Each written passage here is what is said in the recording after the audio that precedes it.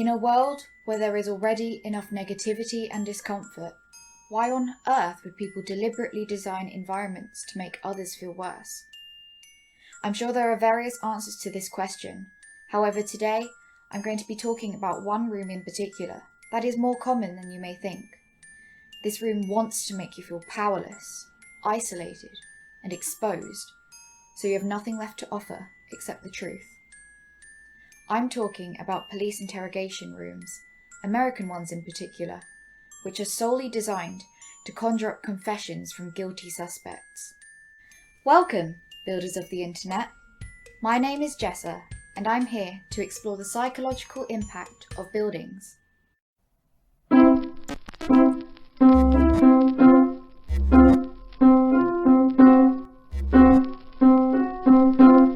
It's building up my mind.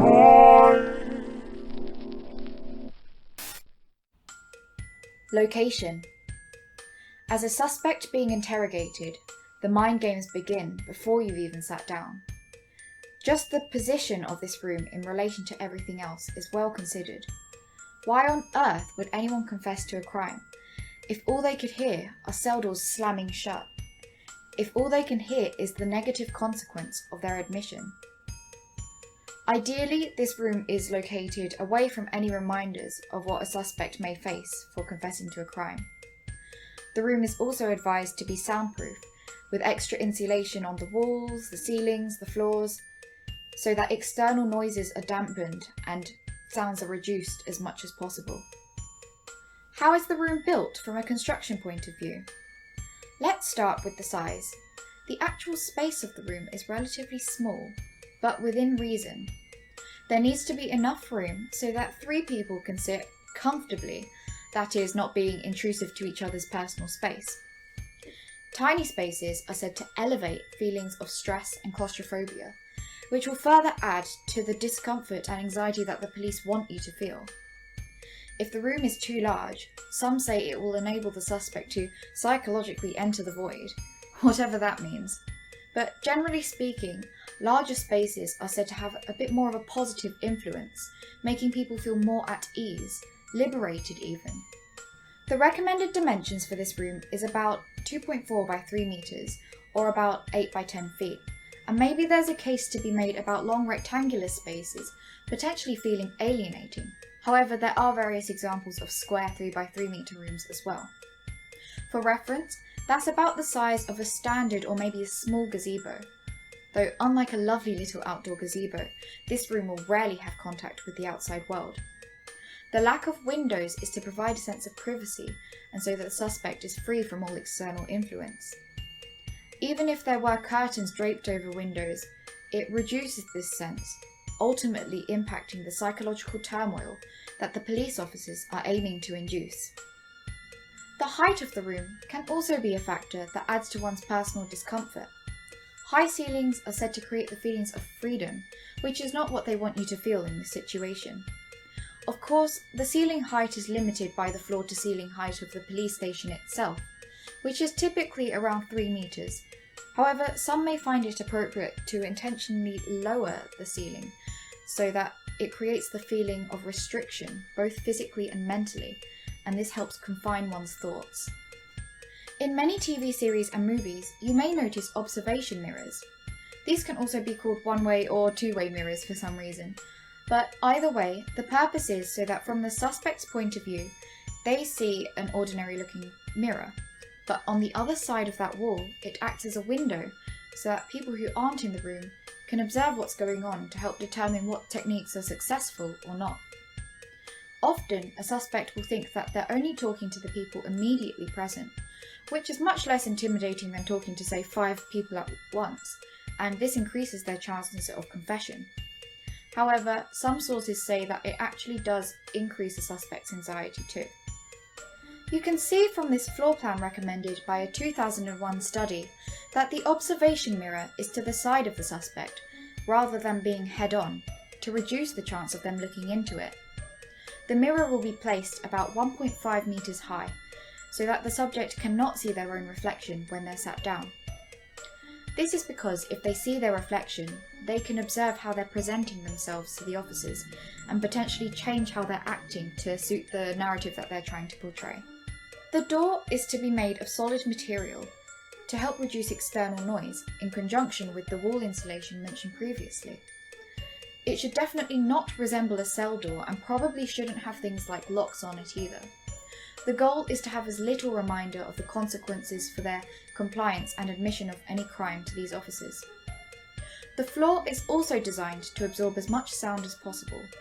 It's recommended to have a short fibre carpet that is easy to clean and absorb sound, and it's going to be probably in a neutral colour as well, so that it doesn't distract or impact the suspect in any way.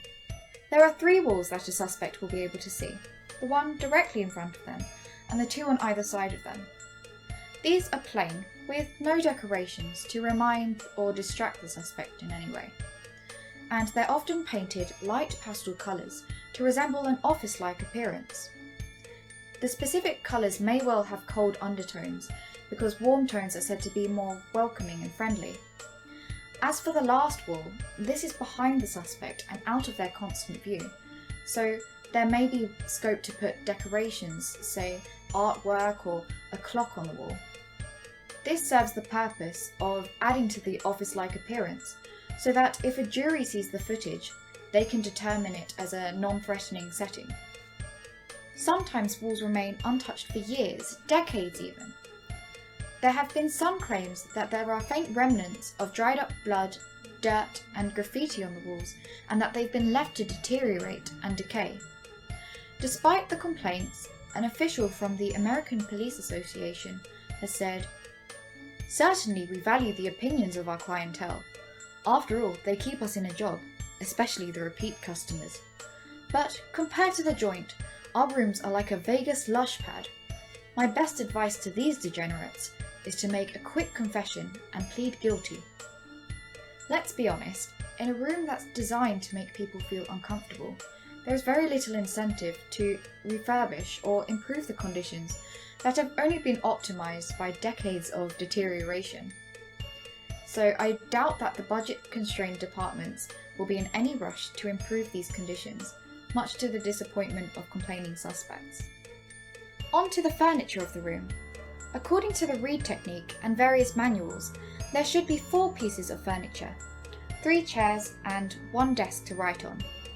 These chairs are for the subject, the investigator, and an observer, who may be the investigator's partner, or maybe the subject's parents, or a legal representative, etc.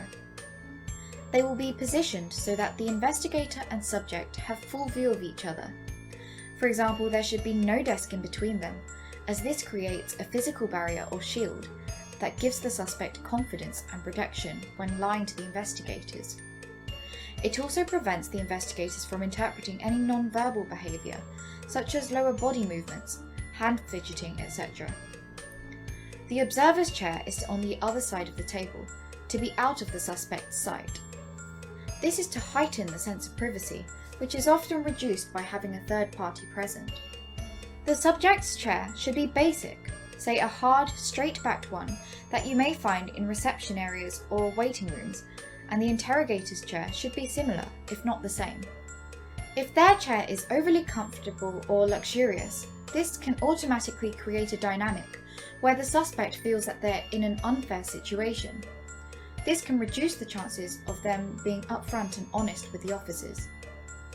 Also, there aren't any armrests, as this can restrict movement. On the flip side, they don't use swivelling chairs, as that can be a distraction. It's also worth noting that the suspect's chair is to be the furthest away from the door, with the investigator being directly in their path to get out.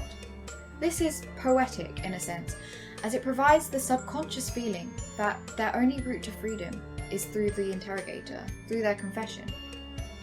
The chair is also positioned away from any thermostats or light switches, so they have no control over the situation. The temperature of the room itself is usually kept cold to increase the subject's anxiety. So this, combined with the lack of ability to change anything about the situation, really creates this feeling of dependence and lack of control over what is about to happen. The last thing I'll talk about in this video is the recording of the interrogation. Any recording devices are to be concealed or hidden unless the local law states otherwise. So if there is an observation mirror, maybe there'll be a camera positioned behind there. Or when this isn't possible, there have been found to be camera lenses in what looks like thermostats or microphones placed underneath desks. Research shows that if a guilty suspect is constantly aware that they're being recorded, they are even more incentivized to stick to any false statements previously made. And it also makes some people withhold information that they consider to be sensitive or embarrassing. That's what I have to say about the psychological impact of buildings for now. I hope it helps build in your mind. Thanks for watching this channel, it's building on my mind. Check out my other videos, but first hit the bell and comment, like, subscribe.